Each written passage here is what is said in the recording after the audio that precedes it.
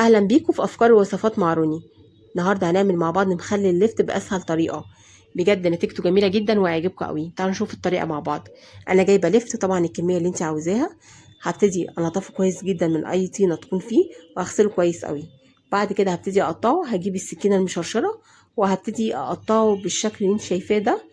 وطبعا الحجم بتاع اللفت بيبقى وسط، لا كبير قوي ولا صغير قوي، يعني الحجم والسمك ده حلوين جدا. بعد ما بخلص تقطيع كمية اللفت كلها، هبتدي اجيب حبايتين او 3 من البنجر. هبتدي انضفه كويس واغسله واقشره، وبعد كده هقطعه نفس تقطيعة اللفت بالظبط. طبعا البنجر بيدي لون جميل جدا لللفت، ومخلل البنجر لما بيبقى بيتخلل كده بيبقى طعمه حلو قوي، هيعجبكم جدا. بعد ما خلصت تقطيع اللفت والبنجر، هبتدي اجيب برطمان ازاز، هعقمه كويس، احط فيه ميه سخنه وبعد كده انشفه كويس جدا. بعد كده هبتدي احط طبقات من اللفت، وبعد كده طبقه لفت، طبقه بنجر، والعيدان الخضراء بتاعت اللفت احطها في النص. وبعد كده اكمل احط طبقه لفت وطبقه بنجر. بعد ما بخلص كل الكميه، هبتدي اعمل المحلول. المحلول طبعا انا غليت ميه وسبتها تبرد تماما.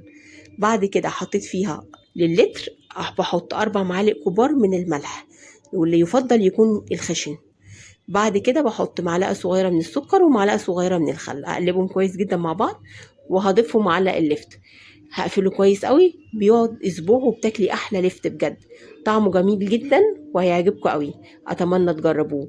لو عجبكم ما تنسوش تعملوا لي لايك وشير ومتابعه.